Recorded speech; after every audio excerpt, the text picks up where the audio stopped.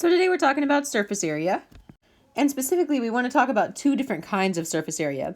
Lateral surface area just includes the lateral faces, the ones I'm coloring in here. So that's basically everything except for the bases. We don't include the bases in lateral surface area.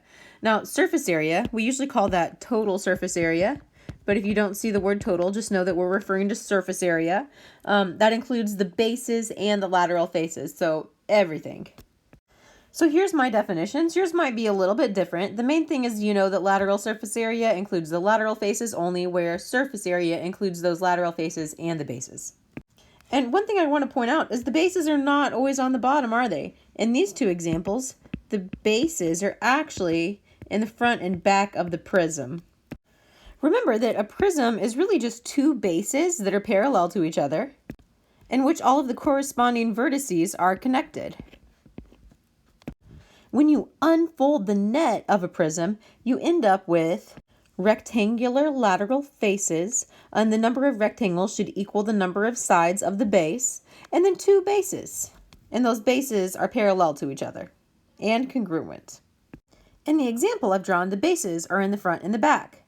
But if I spin my prism around, they could be on the top and the bottom.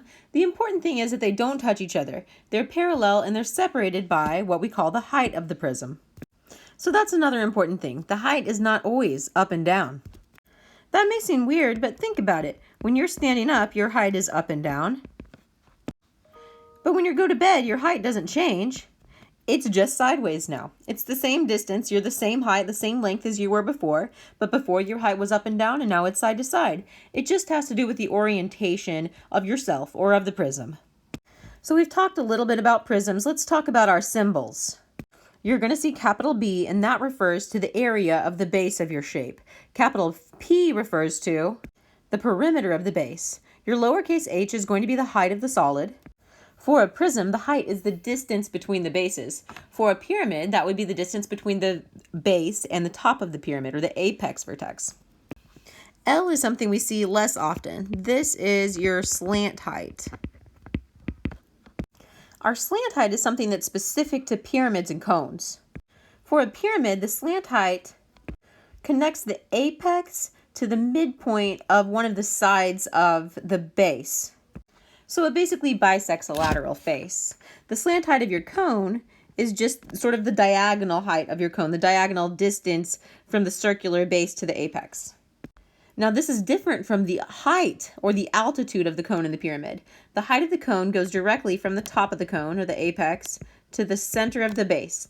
And the same thing with the pyramid. It goes from the apex to the center of the base. So you can see how the height is different from the slant height.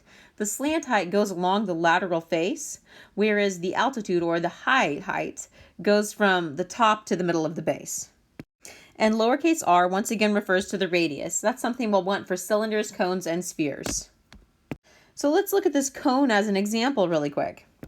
So we're told to label big B, that would be the area of our base, and of course that's going to be pi r squared. We also want to label our height, that's right here. Our slant height is right there, and our radius is there. We don't have a big P. Why do we not have a perimeter for our cone? Well, because perimeter refers to the distance around the outside of a polygon, and a circle is not a polygon. It's a circle. It doesn't have straight sides. Instead, the distance around a circle would be the circumference. That's why we don't have the big P. So let's look at a quick example here where we find the lateral surface area and the surface area. We have our formulas. It says that we've got for our prism, and this is true for all prisms, the lateral area is equal to the perimeter of the base times the height, and the surface area is equal to the perimeter of the base times the height plus 2 times the area of the base. Whew, that's a lot to say. So let's look at how that works with our prism right here.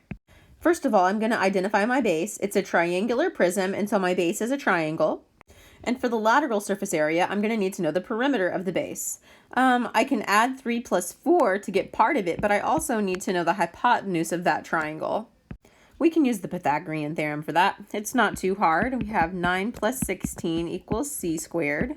25 equals c squared. And so the square root of 25 is going to be 5. And that's our hypotenuse. So this missing side that we needed was 5. Just a little extra work, not too bad.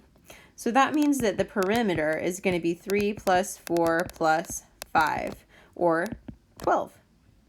The height is the distance between the bases, so that's 10. So pH equals 12 times 10. That's 120, so that's our lateral surface area. Our surface area is pH plus 2b, where big B is the area of the base. So remember, the area of a triangle is equal to 1/2 of the base of the triangle times the height of the triangle. I'm using a lowercase b here, and it's not the same thing as big B. We're just talking about the distance across the bottom of that triangle, which is 3.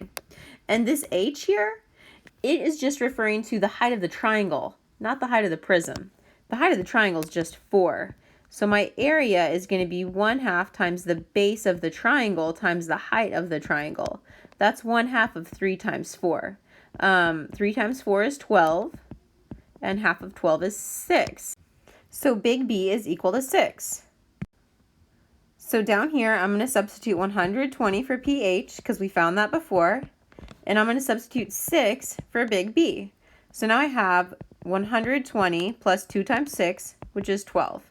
120 plus 12 is 132. Woohoo! My total surface area is 132, and my lateral surface area is 120. So here's a sneak peek at all the shapes that you're likely to see. Let's take a look at the cylinder. If you're careful, you can do this even before you've seen an example.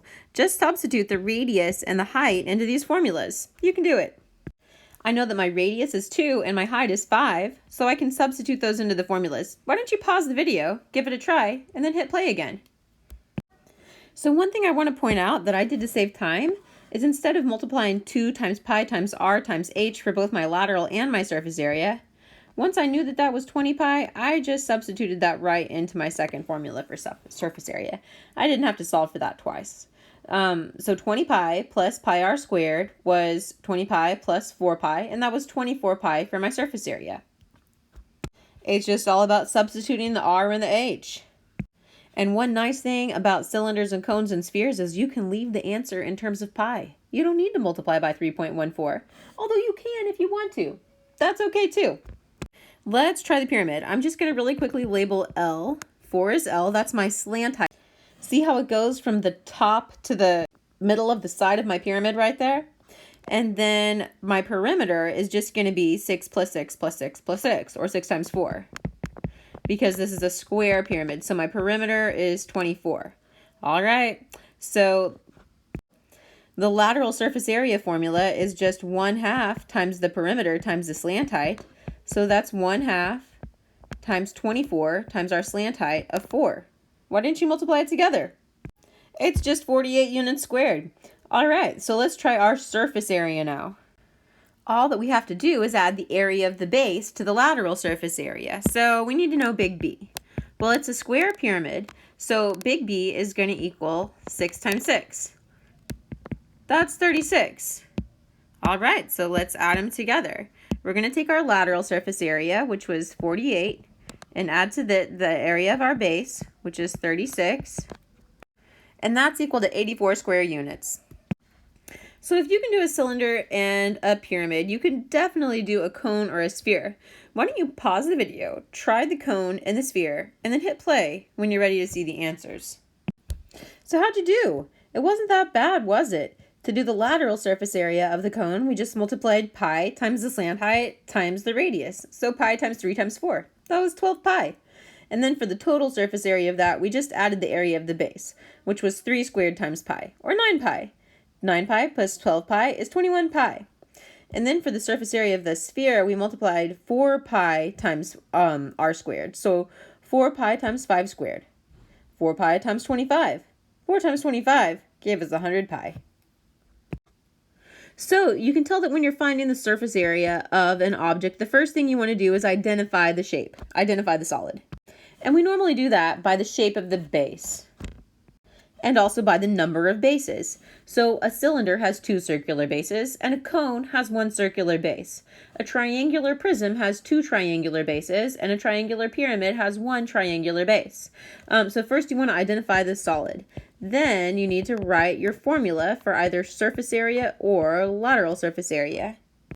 Then we substitute values based on the measurements that we know. This could involve calculating big B or big P. We may need to locate our slant height or our height, but we substitute values into our formula, and then we solve. So we evaluate our formula and see what our surface area is.